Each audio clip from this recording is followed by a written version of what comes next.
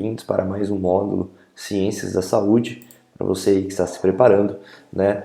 A gente está falando sobre câncer, ciclo celular, entendendo um pouco mais sobre a citologia nesse sentido, né? Vamos só relembrar aqui que nas nossas últimas aulas, certo? A gente comentou basicamente, né? Desde o ciclo celular, as fases, os pontos de checagem, que é final de G1 e de G2 para M, né? Falamos sobre as ciclinas e as quinases dependentes de ciclinas que regulam o ciclo celular, né? Falamos da transição de G1 para S, que depende do aumento da ciclina D1, né? A proteína retinoblastoma, que é a proteína RB, que está bem aqui, né? Que é um inibidor transcricional, e esse inibidor transcricional é ligado a um fator de transcrição, portanto inibe, mas quando essa proteína RB é fosforilada, ela libera esse fator de transcrição que vai regular a transcrição dos genes, produzindo a ciclina D e E principalmente, e isso permite a replicação do DNA, certo? Falamos aí das fases, certo? Falamos sobre neoplasias, que existem as benignas, as malignas, né, que são os cânceres que existem, beleza?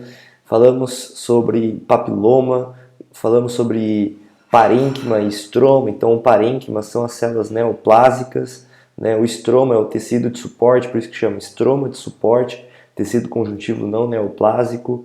Falamos da nomenclatura dos tumores, quando o tumor é benigno, termina em oma, né? Então, por exemplo, temos um linfoma, temos também um papiloma, certo? E quando ele é maligno, termina em, a gente chama de carcinoma, na verdade, quando é derivado de células epiteliais, e de sarcomas, quando são de células mesenquimais, né? Falamos também sobre a comparação, né? A gente falou que um fator muito importante é a presença de metástase, que pode ocorrer por vias de disseminação linfáticas ou hematogênica, ou de acúmulo em cavidades corporais, né? Os tumores benignos são bem diferenciados, então a gente falou sobre diferenciação, né? A diferenciação é a semelhança histológica. Então, o que é uma célula bem diferenciada? É uma célula que se parece com um contratipo normal, com a contraparte normal. Por quê? É bem diferenciada, porque uma célula tronco ela é bem diferente dessa célula, por isso que essa célula é bem diferenciada. O referencial é a célula tronco, né? E quando a gente tem a falta de diferenciação, a gente chama de anaplasia. A gente falou de alterações histológicas, então hipercromatismo, alteração da proporção núcleo-citoplasma, mitose abundantes, perda de polaridade, células gigantes, né? Dei alguns exemplos aqui de fumantes. Falamos sobre metaplasia, que é a substituição de uma célula, de um tecido, né? De uma célula madura por outro tipo celular maduro, né? Falamos sobre displasia, que é desorganização epitelial, né? Falamos carcinoma in situ, a metástase, a gente já falou, sobre os fatores ambientais, condições predisponentes, e a gente parou nas bases moleculares, que é o que a gente vai começar a entender nessa próxima aula. Se você for parar para pensar, não é uma grande coisa, né, de conteúdos, né? Então tá, quais são os princípios fundamentais? A célula, ela vai se dividindo. Então, se você tem uma célula aqui, ela começa a divisão celular, né? Então tem todo aquele processo, prófase, metáfase, anáfase, telófase, e depois culmina na citocinese, tá bom? Bom, um dos princípios fundamentais são vários, né? Mas vamos lá. Os danos genéticos não letais estão subjacentes à carcinogênese, né? A injúria genética, que não é inúria, né? A injúria, ela pode ser dada na linhagem germinativa ou adquirida nas células somáticas por mutações. E geralmente essa injúria genética, né, ela vai ser adquirida. Né? Então a carcinogênese adquirida é a mais comum, né? Que entra lá naqueles fatores, né, que eu falei, tabagismo, alcoolismo, exposição à carcinogênese química e tal, né, que a gente vai comentar. Então geralmente a linhagem germinativa ela é a minoria, câncer, a maior parte dele é por má sorte, né? É adquirida mesmo, beleza? Os tumores eles vão se desenvolver como células filhas clonais, advindas de uma única célula progenitora danificada. Então, se essa célula é danificada, o tumor veio dessa célula aqui. Então, são células filhas clonais. E existem 4 classes de genes que são alvos dos danos genéticos. Então, como a gente falou, o dano genético ele pode ser adquirido, né? Mas também pode vir de uma linhagem germinativa, mas geralmente ele vai ser adquirido. E quais são as classes de genes em que essas mutações mais vão atingir, né? Bom, são os proto-oncogenes, que são genes que regulam o ciclo celular normalmente, genes que regulam a apoptose. Por que isso é importante? Porque se a célula tem uma mutação, se ela for corrigida, ok. Se ela não for corrigida, ela vai levar à apoptose. Ah, então o corpo fala, ó, essa célula aqui está com erro, vamos tentar corrigir? Se não der certo, o corpo fala assim, ah, gente, não conseguimos corrigir, vamos matar essa célula. Então vai lá e faz o suicídio dela. Mas quando ela não ocorre, aí gera a célula neoplásica. Ou seja, se você inibe um gene que regula a apoptose, você dá chance para uma célula neoplásica se dividir, porque era para ela morrer naturalmente. Só que ela vai se dividir, porque alguém inibiu, por uma mutação, né, esse alguém, a apoptose.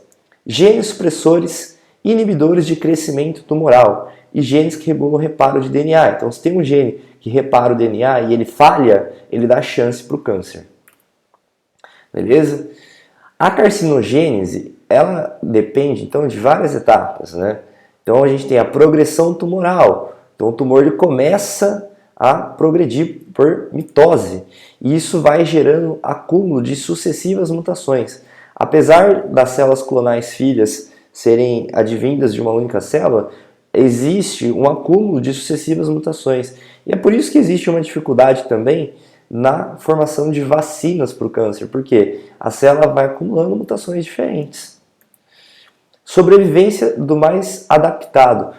Então, como você tem mutações diferentes, o ambiente celular vai selecionar a célula mais perigosa, ou seja, aquela que sobrevive em condições mais absurdas, com o sistema imune tentando atacar, né, com o DNA tentando reparar, com o infiltrado inflamatório e com todas as outras características. E por isso, os tumores se tornam progressivamente mais agressivos, porque as células mais adaptadas são selecionadas. Inclusive, a quimioterapia e radioterapia selecionam os clones mais resistentes. Por isso que o câncer tem que tratar com antecedência. Quanto mais previamente você faz o diagnóstico, e daí a importância da prevenção e controle de visitar um médico a cada ano, pelo menos, se torna muito fundamental e importante, porque com o tempo eles vão ficando agressivos.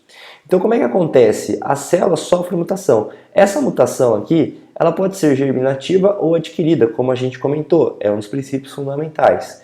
E existem os genes que são alvos dessa mutação. Então a mutação que age no DNA, ela vai atingir ou o proto-oncogene, genes que regulam a apoptose, genes supressores de tumor, genes que reparam o DNA. Então são as quatro classes de genes que essa mutação vai atingir. E vamos supor que inibiu um gene regulador da apoptose. Essa célula está mutada. Ela passa pelo ciclo celular sem correção. E isso vai gerando... Lembra que o tumor ele tem uma autonomia proliferativa? Então começa a gerar uma hiperplasia, ou seja, plasia de visão. As células vão se multiplicando. E a partir desse momento começa uma desorganização do epitélio. Então agora, esse epitélio que era bonitinho aqui, ó, tá vendo? É um epitélio simples, né? Porque só tem uma camada de células e aparentemente cúbico, né? Ele começa a ficar um epitélio estratificado, né? Você já vê várias células aqui gerando massas de tecidos anormais, né? Caracterizando então, portanto, já uma neoplasia. E aí, quando essa neoplasia vai evoluindo, ela não invade ainda o tecido conjuntivo subjacente. Então, você tem um estroma de suporte aqui, as células tumorais, e ele ainda não invade, mas quando ele começa a invadir, a gente chama de câncer já invasível, né? Já é uma neoplasia maligna. Então, como é que eu sei que essa neoplasia é maligna? Até porque aqui está vendo que ela está entrando no vaso sanguíneo, então isso aqui é uma metástase por via hematogênica, né? E já consegue verificar também aqui, ó, a invasão de células de tecidos subjacentes, né? Então, o tecido conjuntivo, né, que é bem aqui embaixo, certo? Outra característica também que a gente consegue perceber é que a célula aqui, não dá pra gente ver se é bem diferenciada ou não, mas aparentemente são células bem diferentes das células originais, né? Então isso já é um pouco pior. Bom, e aqui tem uma imagem que representa isso, né? A célula normal, quando ela tem uma alteração induzida por carcinógenos, o que é um carcinógeno? É toda substância química, física ou biológica capaz de gerar alteração no DNA. Então esse carcinógeno, se ele atuar principalmente naquelas 4 classes de genes, os proto-oncogenes, os genes inibidores, genes reguladores da apoptose, genes supressores de tumor e genes que reparam DNA, essa alteração gera célula tumoral, porque ela passou pelo ciclo sem ser corrigida, e se ela não foi corrigida, ela não teve a apoptose ocorrida, e ela gerou um tumor. Esse tumor ele vai gerar linhagens clonais, como a gente comentou. Então essas células clonais aqui, né, é um dos princípios fundamentais, mas a gente viu também que os tumores se tornam progressivamente mais agressivos. Então elas vão gerando variantes das células tumoral, e essas variantes também vão se dividindo e gerando outras variantes. E essas outras variantes vão formando uma massa anormal de tecido. Então o que era uma célula normal gera uma heterogeneidade, né? Então é uma massa heterogênea de células tumorais. Então por isso que o câncer é extremamente perigoso, porque novos clones vão surgindo de uma célula normal descendente, tá? Só que por causa de mutação, né, ela sofreu essa alteração e foi criando variantes que são mais perigosas, são propensas a serem mais agressivas, tá bom? Então por isso chama tumor maligno sólido humano. Então você tem uma célula invasiva, né, ou não antigênico e tudo mais, tá? Ainda nos princípios fundamentais, a primeira mutação condutora que inicia a célula em direção à malignicidade, ou seja, a primeira mutação que acontece aqui no DNA, que conduz a célula para o câncer, né, para se tornar um câncer, uma neoplasia maligna, a gente chama de mutação iniciadora. Então aqui a gente chama de iniciador, tá? A mutação condutora. Condutor por quê? Porque conduz a célula em direção à malignicidade. Então a primeira mutação que a gente chama é a mutação iniciadora. O próprio nome diz, é a mutação primeira que existe, né? Então é a primeira mutação, a mutação que inicia o tumor, né? E essas mutações com perda de funções, né? Então essa mutação, ela gera o quê? Uma perda de função. Por quê? Lembra que são 4 genes, né? Porque esses genes foram mexidos, certo? Então, mutações com perda de função em genes responsáveis pela manutenção da integridade genômica e aumenta a probabilidade de desenvolver novas mutações condutoras. Então, é de novo aquele princípio, os tumores vão se tornando cada vez mais agressivos. Porque se agora você não tem regulação do DNA, qual que é a explicação? Uma das explicações é, a gente não inibiu um gene que repara o DNA? É uma das classes dos genes. Se a gente inibir um gene que mantém a integridade, não existe mais uma segurança. Então, o DNA vai mudando. Porque existia uma proteína que fazia essa regulação. Agora não existe mais. Vira uma festa. Só que uma festa ruim. Que chega um monte de gente diferente. Tá bom? E outro conceito é que essas alterações epigenéticas contribuem para a malignização por alterar a transcrição gênica. Então, por exemplo, o que a epigenética diz? Que dependendo do hábito, do ambiente que você está, você consegue silenciar genes, né? Então daí a importância das influências ambientais, beleza? E quais são as marcas do câncer, então? Primeiro, uma proliferação sem estímulo externo. Isso não é novidade, a gente já falou isso na última aula, eu falei isso nessa aula já e estou repetindo pela segunda vez só nessa aula. O câncer se multiplica sem estímulo externo. É diferente da célula. A célula precisa de um fator de crescimento, né? Um fator externo que gera via transdução de sinal. O câncer ele consegue proliferar sem esse estímulo externo. E por isso existe uma falta de resposta aos sinais inibidores de crescimento. Então uma célula normal, ela, em condições sem estímulos externos, tem inibidores de crescimento. O câncer ele não responde a esse inibidor e, portanto, ele cresce muito. O câncer também tem um efeito Warburg, que ele faz um desvio para a glicose aeróbica. Isso aqui é bioquímica, tá? A gente pode comentar isso mais para frente. Foge da apoptose. Por quê? A gente não falou que o câncer ele pode atuar no gene regulador da apoptose? Então, se esse gene está defeituoso, o câncer consegue desviar da apoptose, tá?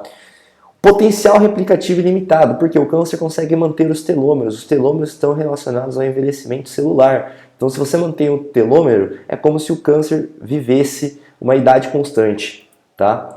O câncer é capaz de formar vasos sanguíneos, angiovaso, gênese, formação. Então, forma vasos sanguíneos para criar um estroma de suporte. Isso favorece metástase. Por isso tem uma habilidade de invadir e metastatizar, né? E dribla o sistema imune também, beleza? Então essas autossuficiências nos sinais de crescimento são regulados por genes que a gente chama de oncogenes. Porque quando a gente falou lá nos genes anteriores, eu não falei dos proto-oncogenes, que são genes que regulam a proliferação natural, normal, de forma saudável da célula. Quando esses genes sofrem alterações, a gente chama eles de oncogenes, né? Então, a proliferação celular, né, depende dessa classe genética, os oncogenes, que são genes que promovem o crescimento celular autônomo nas células cancerosas. Então veja que eu já estou repetindo isso pela quarta vez ou quinta hoje, tá? E esses proto-oncogenes são as contrapartes normais não mutadas. Foi o que eu falei, os proto-oncogenes, quando são mutados, tornam-se oncogenes. E essas mutações convergem os proto-oncogenes em oncogenes ativos, que dotam as células com autossuficiência com relação ao crescimento. Então, os proto-oncogenes são os genes que regulam o crescimento normal da célula, mas quando são mutados, eles se transformam em oncogenes ativos e isso gera a autossuficiência do crescimento celular da célula, tá bom? Então, o erro no ciclo, né, é a base. A perda no controle do ciclo é um ponto central para a transformação maligna, porque a célula cancerígena, ela precisa, entenda, existe duas possibilidades para a célula. Se teve uma mutação, ou a célula corrige, e na impossibilidade de corrigir, ela se mata. Só que quando você tem a impossibilidade de correção e a impossibilidade de suicídio, você gera uma transformação maligna. Então é uma perda no controle do ciclo celular. Então aqueles pontos de checagem são falhos. E o crescimento autônomo pode ser conduzido, né, por uma superexpressão ou mutação de ciclinas ou quinases dependentes de ciclina. Porque se são ciclinas e quinases que regulam o ciclo celular, esse crescimento autônomo só pode ser explicado por uma superexpressão dessas ciclinas e quinases. Então a célula consegue se multiplicar o tempo todo. E a ciclina D1 e ciclina E são as principais. Então sem ciclina D1 e sem ciclina E, a célula não se divide. E uma célula normal só vai produzir essa ciclina quando o fator, a proteína retinoblastoma, é fosforilada e libera o fator de transcrição. Só que como você tem uma superexpressão de ciclina, você consegue gerar muita proteína a favor da multiplicação celular e isso explica o crescimento autônomo do câncer. E o gene supressor de tumor, como a gente comentou, né? Então, é um erro genético, né? Bom, forma uma rede de pontos de checagem que evita o crescimento descontrolado. Lembra dos pontos de checagem? Que é final de G1 e de G2 para a fase M. Então, essa rede de pontos de checagem evita um crescimento descontrolado, né? Então, por exemplo, proteína RB, a P53 também são genes que fazem essa regulação e detectam o estresse genotóxico e detêm a proliferação celular antes que uma nova mutação possa ser integrada ao genoma. Por quê? Se você tem um erro genético, como eu falei, a célula tenta corrigir. Para quê? Para essa mutação não ficar no seu genoma. Não pode estar nada errado. Se não conseguir corrigir, a célula se mata para não ficar no DNA. Tá bom? São esses genes supressores de tumor responsáveis por fazer isso.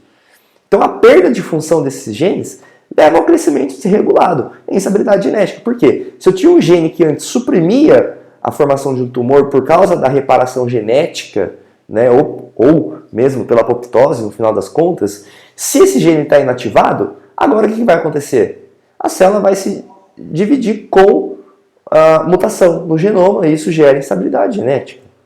Tá? Então, os componentes do ciclo celular e seus exibidores são frequentemente mutados no câncer. Então a gente tem aqui alguns componentes, por exemplo, a a quinase dependente de ciclinas, 4, né, ciclinas D, formam um complexo que fosforila, né, a proteína retinoblastoma. Então, como eu falei, a multiplicação celular depende da ciclina D. Então essa ciclina D acaba fosforilando o complexo RB e isso gera a liberação ativa, né, o fator de transcrição E2F, e permite que a célula progrida através do ponto de restrição em G1 lá no final. Então, isso aqui são proteínas, né? Quinases e ciclinas, né? Quinase dependente de ciclina e a ciclina D, beleza? Bom, inibidores do ciclo celular. Nós temos o CYP, KIP, P21, P27, bloqueiam o ciclo celular através do complexo ciclina quinase dependente de ciclina. Né? Por quê? Se o complexo ciclina e quinase permite a progressão do ciclo celular, esse inibidor vai se ligar ao complexo e vai inativá-lo, portanto, inibe o ciclo celular. Aqui nós temos outro componente, a proteína retinoblastoma é uma proteína que suprime o tumor, né? Ela se liga a fatores de transcrição E2F, que no seu estado hipofosforilado, evitando a transição entre G1 e S. Mas quando essa proteína é fosforilada, né? Então hipofosforilada porque está sem fosfato, mas quando ela é fosforilada, ela libera esse fator de transcrição ativa e isso permite a passagem do ciclo celular. P53 é um supressor de tumor alterado na maioria dos cânceres, provoca a interrupção do ciclo celular e apoptose. Ela age através da P21 para provocar a interrupção do ciclo celular e provoca a apoptose por meio da indução da transcrição de genes pró-apoptóticos, como o BAX, beleza? Então, também é aí. E como que o tumor, então, escapa do sistema imune? Porque a gente falou que ele dribla o sistema imune, né? Primeiro, fazendo que ocorra uma perda da expressão de MHC. MHC é um complexo de histocompatibilidade. O que isso significa? Quando você tem um antígeno, ele precisa ser apresentado. Imagina que esse MHC ele é tipo uma porta. É quando ele pega o vírus ou a bactéria e mostra lá para o linfócito, né, mostra para uma célula de defesa e fala, ó, aqui está o problema. Então, como você perde esse apresentador, né, vamos assim dizer, isso aqui é tipo o X9, né? Ele denuncia quando tem uma invasão. Se você perde a expressão desse cara, o seu corpo não vai saber quando você tem uma invasão. Ativa vias imunorregulatórias, secreta fatores de imunossupressores. Então, o câncer, ele ativa a imunossupressão. Então, por isso que dribla o sistema imunológico também. Ok, então agora a gente acabou de falar sobre a autossuficiência proliferativa do câncer, sobre a malignicidade, sobre o tumor se tornar cada vez mais agressivo com o tempo, e a gente viu como ele dribla o sistema imune e falamos sobre os princípios fundamentais. Vamos falar agora dos carcinógenos, que são agentes físico-químicos biológicos que danificam o DNA. A carcinogênese química, ela depende de dois fatores, o iniciador e o promotor. O que é a iniciação? É a indução de alterações irreversíveis no genoma, ou seja, a iniciação, lembra que eu falei que o iniciador, né, é a primeira mutação? Então a iniciação é isso, é a primeira alteração genética. E a promoção é quando você induz a célula já mutada a proliferar. Então um é responsável por gerar a mutação, o outro faz a proliferação, por isso chama promoção.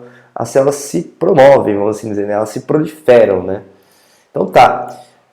A iniciação induz mutação no genoma, como a gente comentou, e esses iniciadores são sempre eletrófilos reativos. Por que eletrófilos? Se atraem por ligações químicas, né? Então geralmente altera aí o DNA por formação de ligações químicas, lá, né, como falei, no material genético, né? E isso, o iniciador, ele não tem autonomia de crescimento. Então, apesar da mutação ter ocorrido, ele ainda não é um tumor, porque ainda não tem autonomia de crescimento, tá? Então, em contraste com a célula normal, dão origem a tumores quando estimuladas por agentes promotores. Então, se você tem só uma célula iniciada sem o promotor, então isso não gera câncer, tá? Então, até que tem uma imagem aqui que ilustra bem isso daqui a pouco. E a promoção induz o tumor em células iniciadas. Então, uma célula iniciada, ou seja, uma célula mutada sem a indução tumoral, sem a promoção, não gera tumor.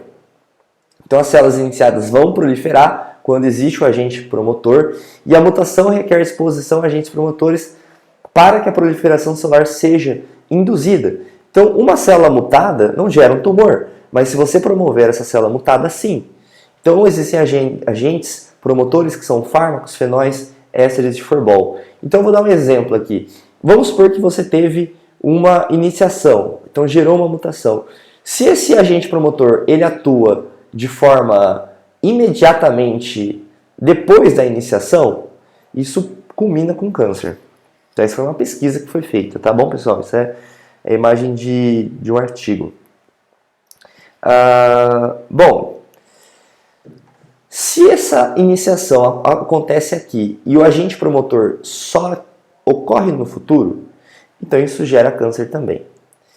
Mas, se você tem um agente promotor antes do agente iniciador, ou seja, antes da mutação, você não tem câncer. O que isso quer dizer então?